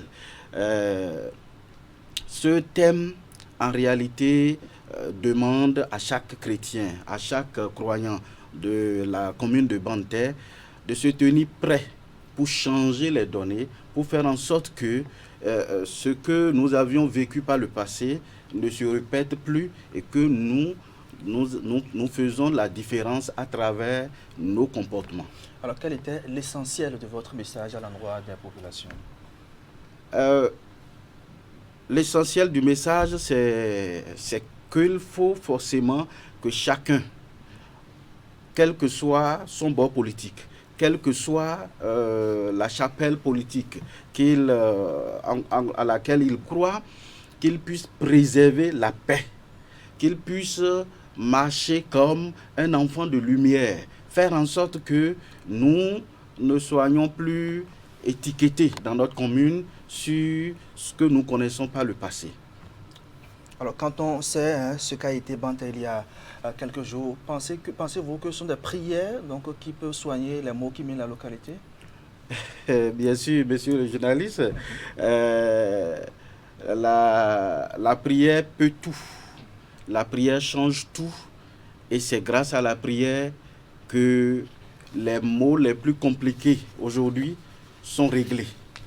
2 Chroniques 7, verset 14 dit « Si mon peuple, sur qui mon nom est invoqué, s'humilie, prie, cherche ma face, s'il se détourne de ses mauvaises voies, je lui pardonnerai ses péchés, je l'exaucerai des cieux et je guérirai son pays. » Il est dit donc clairement que à partir du moment où le peuple a accepté sortir pour venir supplier le Seigneur, pour venir demander à Dieu de pardonner nos erreurs, ce que nous, les hommes, nous avons pu gâter, nous sommes sortis massivement pour dire au Seigneur, pardonne-nous. À partir de ce moment, puisque c'est sa parole, le Seigneur dit, j'exaucerai sa prière. Donc la prière a été exaucée. Alors si la prière réunit, la politique par contre, elle divise les filles et fils donc d'un même village. Vous en avez bien conscience. Les causes de la situation que vit Banter étant politique, est-ce que vous avez l'impression que votre thérapie va s'avérer efficace? D'abord, il faut souligner le fait que ce n'est pas parce que dans un village, puisque vous parlez de village, dans un village, il y a plusieurs opinions politiques, il y a plusieurs chapelles politiques que les fils sont divisés. Vous ne pouvez pas me montrer une commune ou un pays dans le monde où tout le monde s'aligne, appartient à un même parti et puis il n'y a plus autre parti qui existe. Cela ne veut pas dire que ceux-là aussi sont divisés. Eh bien, la pluralité d'opinions politiques fait que nous disons, nous avons une bonne vitalité en termes de démocratie et cela ne dit pas que nous sommes divisés parce que nous sommes fils et filles d'une même zone, d'un même pays. Maintenant, notre thérapie est bien efficace parce que tout au moins, nous sommes convaincus, nous nous sommes mis d'accord sur un intérêt général qui est la paix. Nous avons prié pour la paix. Tout le monde s'est mis d'accord sur cette paix-là qui aujourd'hui dans notre commune est prêt à encore provoquer des violences. Personne. Qui est contre la paix dans notre commune aujourd'hui? Il n'y a personne. Quelle autorité aujourd'hui ne cherche pas la quiétude des populations de Banté? Personne. À partir de ce moment-là, l'intérêt commun, l'intérêt général est déjà accordé par tous, quels que soient les bords politiques et même quels que soient les bords religieux, nous sommes d'accord sur ce principe-là. Et à l'approche donc de ces élections de 2023, nous disons il faut que nous préservons absolument la paix dans notre commune. Et tous, on se met d'accord là-dessus. Justement, est-ce que vous avez prié pour nos autorités afin qu'elles organisent les élections inclusives, transparentes, pour éviter la situation ou le scénario de 2019? Parce qu'il faut que Dieu les éclaire également. Eh oui. D'abord, vous devez savoir ceci. Les scénarios, les événements malheureux de 2019 et ceux de 2021 sont pour nous du passé.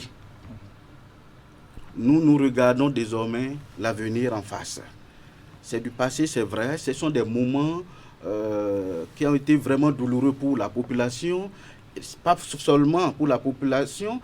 En fait, toutes les corporations ont vraiment vécu cela comme chose douloureuse. À partir de ce moment, nous rangeons 2019 et 2021 de côté. Maintenant, est-ce qu'on a prié pour les autorités pour qu'ils soient inspirés? Bien sûr que oui. Nous avions fait quoi comme prière? Que Dieu protège les autorités, qu'il leur donne la santé nécessaire, qu'il illumine leurs choix, qu'il les éclaire, qu'il les oriente dans leurs choix. Parce que si Dieu éclaire, si Dieu est au cœur des choix, c'est clair que ce choix sera juteux pour toute la population.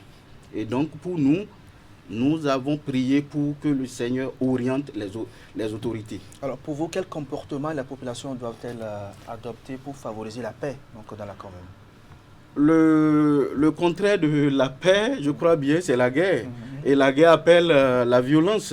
Alors si on doit attendre un comportement de la population, c'est un comportement anti-violence, c'est un comportement anti-guerre, c'est des comportements de paix. On doit vivre chacun dans son couloir politique dans une atmosphère paisible. C'est ce que nous attendons donc de cette population. D'accord. On va finir avec votre message à l'endroit des filles et fils de Banté qui nous suivent en ce moment et même du peuple béninois tout entier. À l'endroit des filles et fils de la commune de Banté, je les invite à ce que nous regardons l'avenir et non le passé. Le passé est passé. Nous devons travailler pour l'avenir. Nous devons travailler à construire notre commune. Nous devons relever notre commune de sa léthargie et la mettre à un niveau haut dans le développement que le pays entier a enclenché. Nous avons besoin d'être unis autour de ce qui est développement.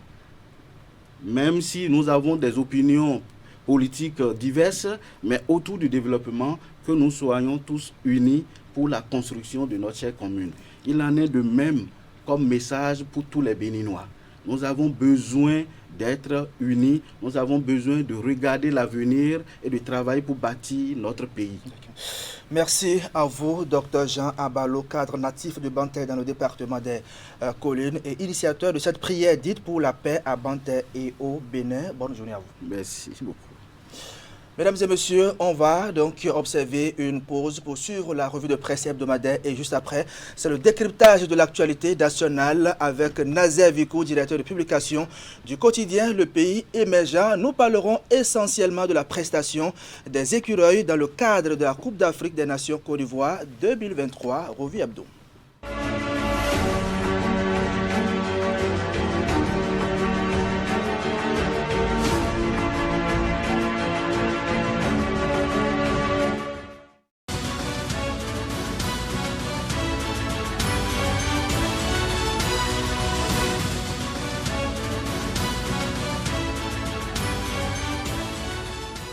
Bonjour à toutes et à tous. En vedette dans la presse cette semaine, le sport avec le match Bénin-Mozambique comptant pour la deuxième journée des éliminatoires de la prochaine Coupe d'Afrique des Nations de football. À l'issue de cette deuxième journée, la sélection nationale s'est inclinée 0 but contre 1 à domicile devant les Mambas du Mozambique. Deuxième défaite en autant de sorties pour le quotidien Fraternité. Le Bénin compromet sa chance de qualification pour la grande messe continentale qui a lieu dans un an en Côte d'Ivoire. 0 point au terme des 2 premières journées de ces éliminatoires. Le scénario, tout comme l'issue du match face au Mozambique, ont irrité le public sportif béninois, informe le quotidien matinal. Du coup, joueurs et membres de l'encadrement technique ont été agressés par des supporters. Et le bus qui transporte l'équipe nationale a été caillassé, renseigne le journal selon lequel l'intégrité physique des joueurs a été atteinte. Attaque du bus des écureuils après le match Bénin-Mozambique, peut-on lire à la 2 de 1 du quotidien matinal, des joueurs béninois blessés. Et le journal croit savoir que c'est une œuvre des supporters indélicats. Au-delà du film du match et de l'après-match, le quotidien Fraternité voit derrière le nouveau revers essuyé cette semaine par l'équipe nationale le niveau du football béninois. Le public sportif n'avait pas besoin de loupe pour voir sur le rectangle vert la différence de niveau entre les deux équipes, insiste le journal pour lequel le football béninois a certes enregistré des succès épisodiques, mais il reste à repenser et à reconstruire à la base. En tout cas, cette nouvelle défaite est la triste réalité du niveau approximatif des écureuils, écrit en gros titre Fraternité. Mon confrère dénonce surtout le casting autour de la désignation des membres de l'encadrement technique et parle d'amateurisme. Pour Fraternité, les autorités ont péché en tergiversant dans la nomination d'un titulaire au poste d'entraîneur national. Sinon, poursuit le journal, si elles avaient pensé que Moussa Latoundji avait l'étoffe pour conduire le 11 national, il n'aurait pas été nommé intérimaire. De toutes les façons, conclut Fraternité, personne ne doit lancer la pierre à Moussa Latoundji puisqu'il ne s'est pas autonommé sélectionneur. Toujours dans l'actualité cette semaine, Nicéphore Dieudonné Soglo qui s'est rendu au palais de la présidence de la République. Selon mes confrères, l'ancien chef d'État y a été reçu en audience par l'actuel occupant du palais de la Marina. Seulement, notent mes confrères, le sujet de leur conversation n'a pas été communiqué à la presse. Derrière l'ancien chef d'État, les anciens et actuels présidents de l'Assemblée nationale. Audience au palais de la Marina, pointe le quotidien Le Matinal. Soglo, Vlavonou et les anciens présidents du Parlement chez Patrice Talon, Bruno Amoussou, Antoine Kola Oleidji, Mathurin Kofinago et Adrien Mbedji. Ici aussi relève le journal, rien n'a filtré des échanges entre Patrice Talon et ses hôtes du jour. Au lendemain de ces échanges, le matinal semble s'interroger sur ce qui a été dit au cours de ces audiences. Audience du mercredi à la présidence de la République, les probables sujets abordés affichent en manchette le journal dans sa livraison de vendredi. Mon confrère voit tout de même dans cette volonté de Patrice Talon d'échanger périodiquement avec les acteurs politiques une dynamique de dialogue qui se confirme. Plus loin, mon confrère donne la parole à quelques acteurs et analystes politiques qui jettent leurs regards et expriment leurs attentes par rapport à ces audiences. Le quotidien Fraternité le voit qu'au-delà de ces entrevues, il y a des pas vers la décrispation politique.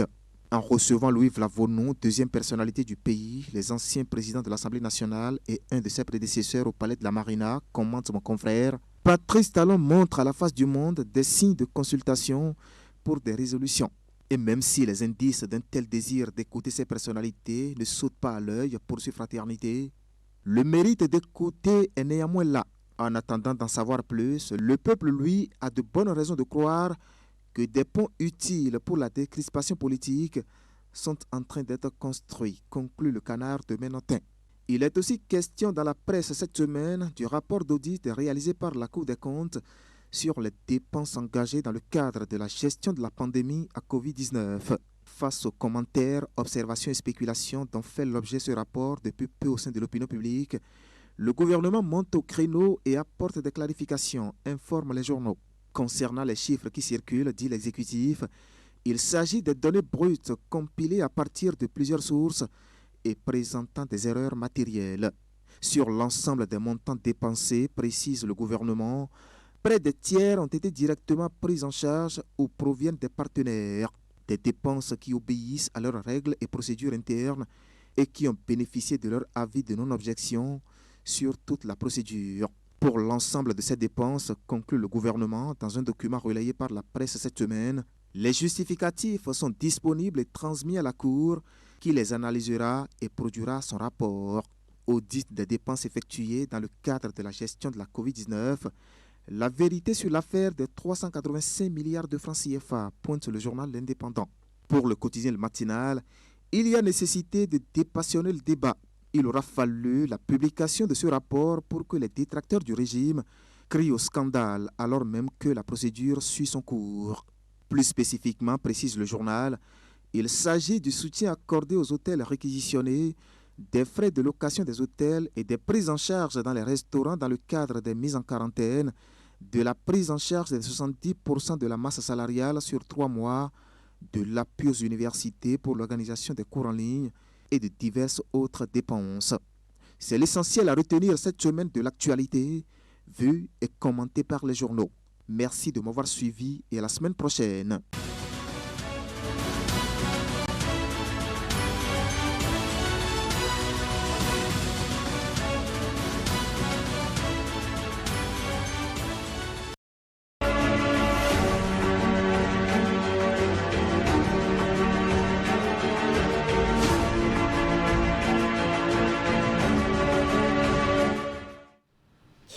Revue de presse hebdomadaire qui fait le point de l'actualité telle que vue et traitée par les Canards parus cette semaine est parvenue à la rédaction de Canal 3 Bénin, réalisation Nassis Alosser. Merci à vous, on se retrouve dimanche prochain. En plateau pour le décryptage de l'actualité nationale, Nazer Vikou, bonjour. Bonjour Idriss. Vous êtes le directeur de publication du quotidien Le Pays Émergent. Merci d'être avec nous ce dimanche.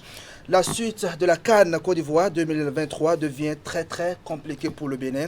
Les écureuils ont été malmenés sur leurs propres installations par les Mambas du Mozambique. Quelle analyse faites-vous de ce match? Bon, Idriss, d'entrée, je ne dirais pas que il a quelque chose à espérer. Il faut dire simplement que les chances de la qualification semblent en train d'être hypothéquées parce que le Bénin souvent se retrouve dans des situations où il faut faire les calculs d'épicier.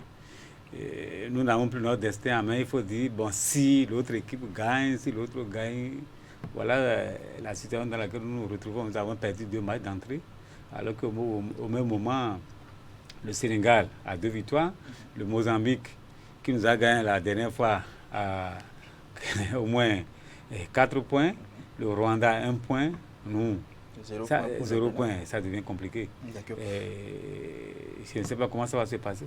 Est-ce que les écureuils n'ont pas cédé à la pression de leurs propres supporters? Parce que l'enjeu était quand même de taille. Oui, l'enjeu était vraiment de taille. Ouais. Vous savez, quand vous jouez dans ces conditions, surtout quand il s'agit des éliminatoires, et aujourd'hui, sur le continent, il n'y a plus de petites équipes. nos écureuils, on avait mis la barre très haute. Vous vous rappelez, en 2019, on était à la CAN en Égypte, on était quart finaliste. Vous avez vu le tapaille qu'il a eu autour. Et on disait, ces écureuils, on a eu à gagner le Maroc, on a même affronté le même Sénégal. Difficilement, on avait gagné un quart finaliste, on avait gagné 1-0.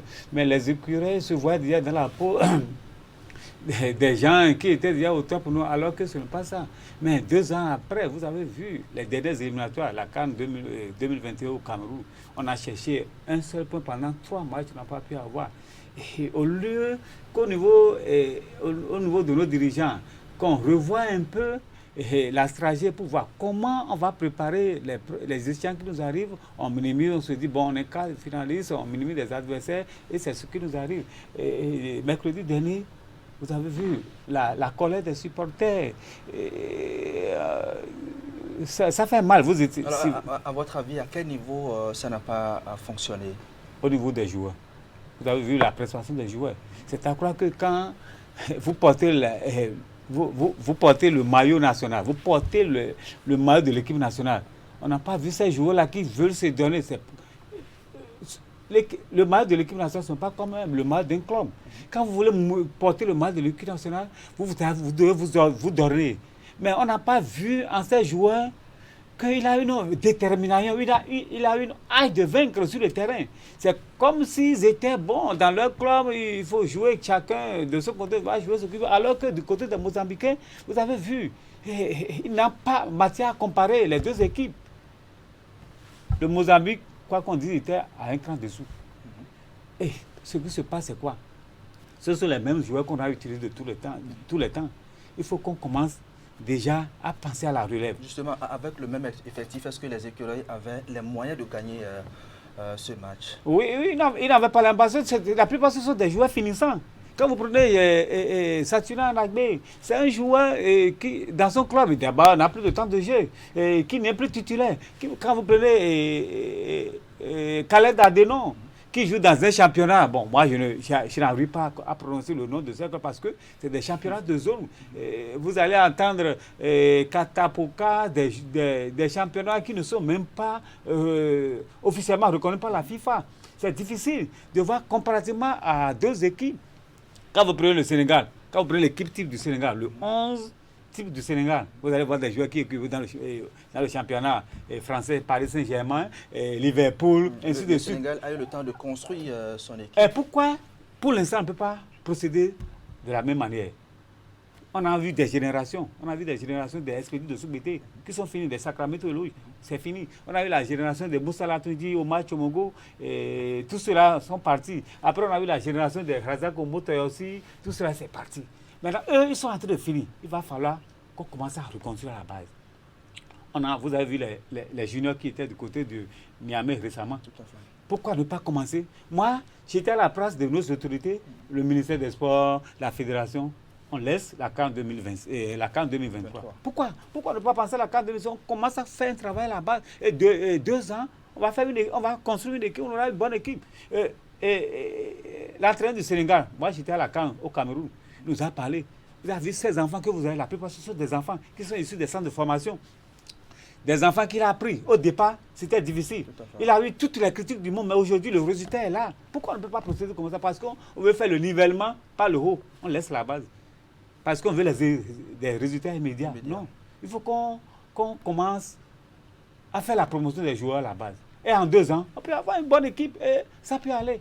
Mais je crois que ce qui se passe, je ne serai pas un oiseau de mauvaise augure. Même face au Rwanda, il sera difficile de gagner. Parce que ce sont ces joueurs que voilà, la plupart, c'est des joueurs finis. Ça, ils sont finis. Il y a des joueurs qui ont fait une très belle prestation, comme Olaïtan, donc qui a oui, très bien joué. Ce sont des produits locaux, le championnat. Mais qui, à Cotonou, n'a pas véritablement brillé. Comment peut-on expliquer ça? Olaïtan, c'est un produit de Haïma. C'est un transfuge. Il est actuellement à New York. Il a un travail qui se fait. Pourquoi on ne peut pas procéder de la même manière et commencer à injecter du sang neuf? Les Toisins qui sont des nouvelles découvertes, Chibozo. Le problème, c'est au niveau de deux anciens qui sont en train de prendre des galons, qui croient que c'est eux, ils n'ont pas la concurrence au sein de l'équipe nationale. Et c'est ce à quoi il faut remédier immédiatement. Sinon, on ne peut pas aller loin dans ces éliminatoires, mon cher Idriss. D'accord. C'est vrai que chez nous, la victoire est souvent attribuée aux autorités et l'échec donc aux joueurs. Mais à votre avis, est-ce que l'entraîneur Moussa Latoundji est à la hauteur de la mission qui lui est confiée? Moi, il m'est souvent difficile d'apprécier le travail des entraîneurs. Mais l'entraîneur Moussa Latoundji, à l'heure actuelle, il n'est pas à la hauteur. Il est complètement limité. Vous voyez, c'est un entraîneur qui a eu le temps de côtoyer Michel Desuel. Michel Desuel qu'on a limogé, qu'on a remercié. Il a été l'agent de ce même Français. Qu'est-ce qu'il a pu apprendre de celui-là? Vous avez vu sur les 2 matchs, contre le Sénégal, contre le Mozambique. Et je vais vous surprendre. Quand on l'a nommé, ce n'est pas parce que je veux avoir un poste d'entraîneur. Comme maintenant, je tombe dessus. C'est un cadeau empoisonné qu'on lui avait lancé. Parce que quand on l'a nommé, il était sans adjoint. Comment on peut... Je ne comprends pas. Sur équipe nationale, on te nomme, tu n'as pas un adjoint, tu n'as pas de préparateur physique. Et tu es là. Comment tu vas travailler? Tu n'as pas de préparateur physique, tu n'as pas d'adjoint. Tu es là seulement et tu acceptes le cadeau qui donne. Mais vous voyez là-bas, c'est comme s'il était livré à la 20 et vous voyez maintenant, sur tous les réseaux sociaux, partout, il est critiqué. Et la fois dernière, est-ce que vous avez vu en notre équipe nationale sur le terrain, quel est le dispositif tactique ou bien technique qu'ils ont mis en place? On n'a pas vu l'équipe nationale complètement à la rue, face aux Mozambicains. Est-ce que la solution aujourd'hui, c'est de changer l'entraîneur? Est-ce que ça peut changer quelque chose? Non, la solution, Moussa Latoundji, il a été un joueur de haut niveau. Nous, on a plaidé pour qu'on ait des valeurs locales. Pourquoi ne pas adjoindre à Moussa Latoundji des gens? Il y a des gens qui sont là, qui connaissent beaucoup de choses. Des anciens joueurs. Ah oui, qui sont des anciens joueurs, qui peuvent l'aider, qui peuvent l'entourer. Pourquoi un collectif d'entraîneurs, ça peut marcher? C'est vrai que la dernière fois, on a fait appel à Adebayor. Adebayor va nous apporter quoi chez nous? Adebayor au Togo, ça ne marche pas. Adebayor a été un joueur, un grand joueur, une star de haut niveau. Mais vous laissez les valeurs, les anciens joueurs, les Expédits de Soubété, les Omar Tchongo, le même Moussa Latoundji a joué pour nous. Il a des gens, Rachad Tichitou. Ceux-là, on peut avoir cela autour de notre équipe. Vous croyez que si vous prenez un Expédit de Soubété qui va au verset pour parler à Saturnin Nagbé ou bien Olivier Verdon, il va broncher? C'est des gens qui ont joué. Adebayor, moi j'ai eu la chance de discuter avec nous, il a dit quoi? On l'a vu au Cameroun.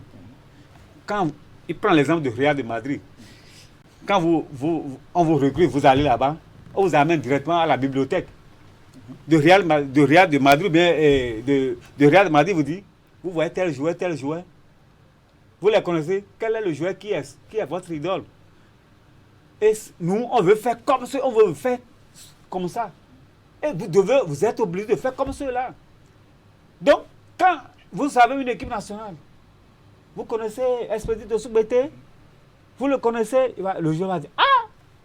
Alors, quand on parle de l'entraîneur et du côté de la fédération, est-ce que vous avez l'impression que les choses bougent véritablement? Les choses ne bougent pas. Il faut avoir le courage de le dire. Ce qui se passe aujourd'hui, depuis 2018 depuis 2018 à ce jour, c'est parce que je ne veux pas trahir un secret. Au niveau de la fédération, quand il s'agit de l'organisation des matchs de l'équipe nationale, quand il s'agit de l'organisation de l'équipe nationale, c'est la fédération. Aujourd'hui, le conseil est là. On a l'impression que c'est le ministère qui s'arrange tout. Le ministère des Sports qui ne laisse pas la main libre à la fédération d'organiser les matchs. C'est ce qui se passe. Et les gens, pour la plupart, les gens sont en colère. Les membres du comité d'exécutif de la fédération, moi je les côtoie, ils me disent ce qui se passe, mais on ne peut pas parler. Mais nous sommes dans un pays où, bon... Quand on suit un peu le discours de Samuel et tout sur les réseaux sociaux, là, la dernière fois, on sent l'engagement, effectivement, de gagner les matchs. Est-ce qu'on ressent donc la même détermination chez nous? Vous voyez que vous avez vu le Cameroun, malgré qu'ils sont allés gagner 1-0, mais tout n'était pas content du résultat. Est-ce que l'actuel président de la fédération peut avoir le même courage d'aller parler aux écureuils quand le ministère des Sports s'approprie tout? Quand le ministère des Sports, c'est lui qui organise les matchs. Et vous avez vu la fois dernière au stade, la colère des supporters au niveau de l'attribution des tickets, des badges, c'était un désordre total. Il va falloir autant d'enjouer, ça ne se passait pas comme ça. La fédération, quand il s'agit des matchs des écureuils de l'équipe nationale, c'est la fédération. Le ministère n'a pas que ça touche administrative, financière, parce que l'équipe nationale, c'est le patrimoine de l'État. Mais c'est la fédération qui organise. Il y a côté coût, côté jardin de l'organisateur des matchs. Donc, ce n'est pas, le ministère aujourd'hui s'est approprié tout. Et ce qui suscite la colère des gens qui se disent, bon, nous on est là, comment on va faire? On laisse tout. Et c'est ce qui se passe. On ne va pas oublier ce comportement des supporters qui ont attaqué le bus de joueurs. Ça fait mal, ça fait mal. Ce n'est pas parce que je supporte les supporters, mais ce qui s'est passé la fois dernière, c'est parce que ça a dépassé le summum. Moi, je vais surprendre. J'apprécie le comportement des supporters parce que la colère était de trop. Vous avez vu, même de loin, on suit les clubs européens, asiatiques, Barça, mais même, on n'est pas, ce n'est pas l'équipe nationale, mais que des fois, quand le Barça perd, bien le Real perd, vous voyez la réaction de certains ici. C'est l'amour qu'on a pour la chose. Vous voyez quelqu'un qui sacrifie de tout son temps, qui quitte son boulot, pour venir voir notre équipe nationale. Va commencer à 20h. Le stade est déjà plein, à midi, tout, il est là. Et ce n'est pas que l'équipe nationale a produit du bon jeu. Ce n'est pas que l'équipe nationale a fait un spectacle. La copie était pâle. Vous ne voyez pas que, au finish, les supporters là expriment leur colère. C'est ce qui s'est passé. On ne peut pas leur en vouloir. Il va falloir que ces joueurs, Jordan Dossou, Khaled Alderon, s'ils veulent toujours honorer notre équipe nationale, il va falloir qu'ils revoient la copie. Au pire des cas, il faut qu'on commence à les faire partie et procéder au renouvellement de l'équipe. Il va falloir qu'on reconstruise l'équipe nationale. C'est là la question. Si on doit aller, on doit aller. On espère bien aller à la CAN 2023 et je ne pense pas que ça pourrait être allé. J'aurais souhaité qu'on pense déjà à la CAN 2025. Mais 2023, avec les mêmes effectifs, les joueurs qui n'ont même plus le temps de jeu dans leur équipe, dans leur club respectif, ils sont finis. Ils n'ont plus de temps de jeu. Des gens qui, pour la plupart, jouent et sont sur le banc de touche, alors qu'on a des valeurs. Vous prenez l'équipe des U20 qui était du côté de Niamey. Vous avez vu? Pourquoi ne pas incorporer ces 109 là? Renforcer avec un certain ancien et ça pourrait être allé, mon cher. Et en réaction à cette violence, Jodel Dossou enflamme la toile et provoque la colère donc des internautes. Il retire donc ces photos avec le maillot national et puis ça crée de polémiques également. C'est vrai, Jodel Dossou, c'est un joueur que tout le peuple béninois a beaucoup apprécié, mais il s'est fait qu'à un niveau où le joueur a commencé à déconner. Il est dans un championnat que tout le monde connaît, mais il en fait de trop la star. Mais on n'a pas besoin de ça en équipe nationale. C'est ce que... Quand vous prenez ces joueurs individuellement, mon cher Idriss, qu'est-ce qu'ils nous apportent? À un moment donné, ils nous apportent quoi? Au contraire, c'est ici... Ce sont les mêmes joueurs qu'on a célébrés. Donc au lendemain de la CAN en 2019, ce sont les mêmes joueurs qu'on a célébrés. Je ne sais pas si vous vous rappelez les conditions dans lesquelles on s'est qualifié pour la CAN 2019. Le même Jodel Dossou, on l'a surnommé ici Mbappé ou bien le Turbo TGV à cause de la... Oui, on lui a donné, on l'a mis à battre, mais aujourd'hui c'est... Quand on finit de servir sa nation comme ça, on mérite quand même de respect quand même. Mais est-ce que vous avez vu au Nigeria, les Okocha? Okocha était à un niveau jusqu'à un niveau donné, il pouvait continuer à jouer.